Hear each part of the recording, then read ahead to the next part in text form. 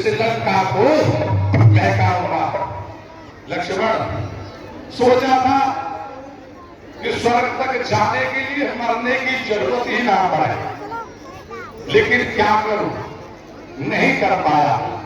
सोने में सुगंध भी उत्पन्न करना चाहता था ताकि लोग उसको सुन कर ही पहचान ले, उसकी सुगंध से ही पता लगा ले कि स्वर्ण है, लेकिन वो भी नहीं कर सका। अरे पिता से पहले ना पुत्र है, ऐसे भी नियम बनाऊंगा, जब राज का कोई काम नहीं, सीधे ही स्वर्ण बनाऊंगा।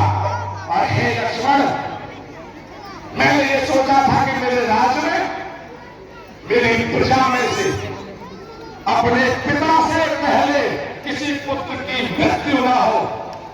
उस पिता को ही पता होता है जिसकी आंखों के सामने जिसका जवान पुत्र की मृत्यु हो जाती है। ये तो मुझसे पूछिए लक्ष्मण, मैंने अपने कितने पुत्रों को इस युद्ध में खो दिया।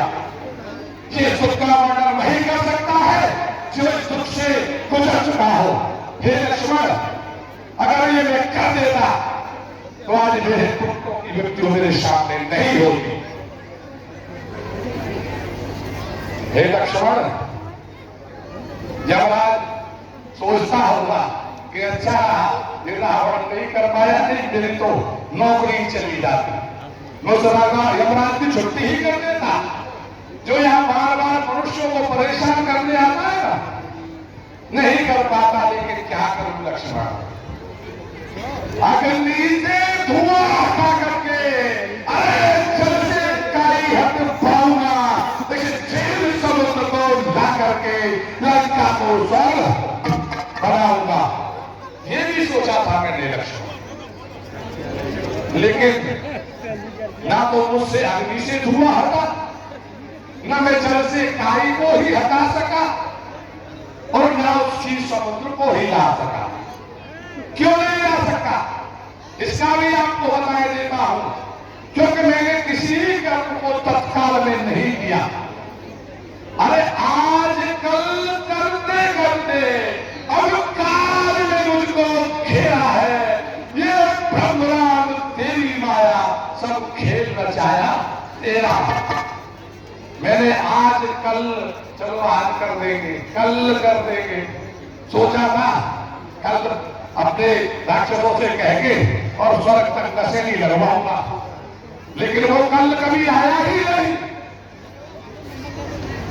वो काम हुआ ही नहीं।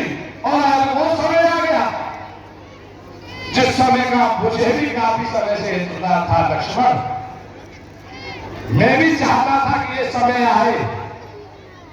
मैंने इतने बुरे कर्म किए हैं, मैंने भले कर्म को छोड़ दिया और बुरे कर्म को कर डाला।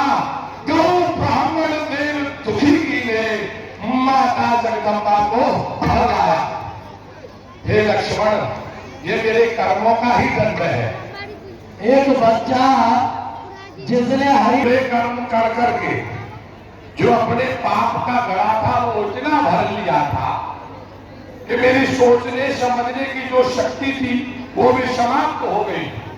मेरे गौ ब्राह्मण ऋषि मुनि देवता इंद्र जो भी मुझको मिला, सबको काफी दुख दिया। जो मुझसे हो सकता था कि इनको किस तरीके से परेशान किया जा सकता है, मैंने उनको किया। हे लक्ष्मण, मैं आपको एक बात और बताता हूं। जब सचिव वैद कुरुतीर जो, अरे प्रिय बोले भैया और राजधाम तल तीन को होए बेगही नाश।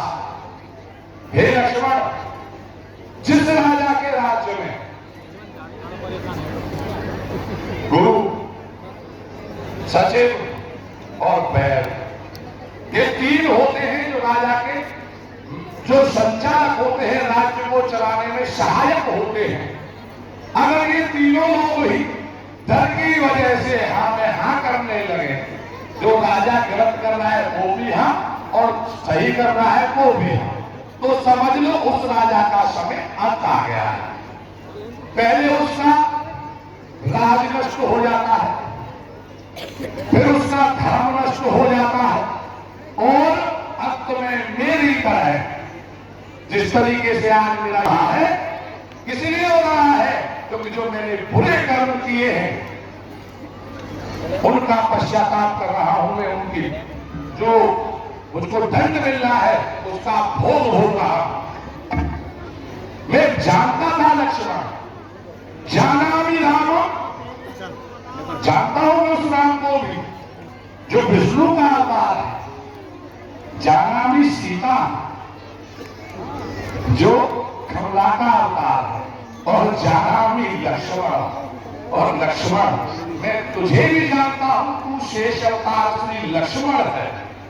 सब कुछ जानते हुए भी मैंने आप लोगों से शत्रुता की, किस लिए की कि मैं भी जानता था कि जो मैं कर रहा हूं ये सब बुरा है और इसका परिणाम बुरा ही होगा।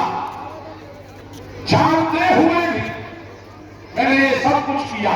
जैसे कि आप सब जानते हैं, यहां जितने भी व्यक्ति मौजूद हैं बुरा कर्म करते हैं।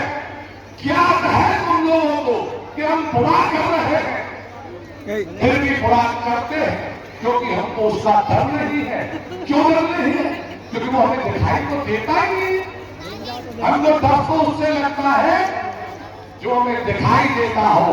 हे लक्ष्मण, एक राजा के राज में प्रावधान दंड का भी होना चाहिए। जिस राजा के राज में दंड का प्रावधान नहीं होता है उस राजा की प्रजा कभी सत्कारों पर जाने वाली नहीं है, क्योंकि उसके अंदर जब तक दंड का या भय का डर नहीं होगा तब तक वैसा मार्ग की ओर नहीं जाएगा। हे लक्ष्मण, जब तक मैं जीवित रहा, आ रहा है समझ में?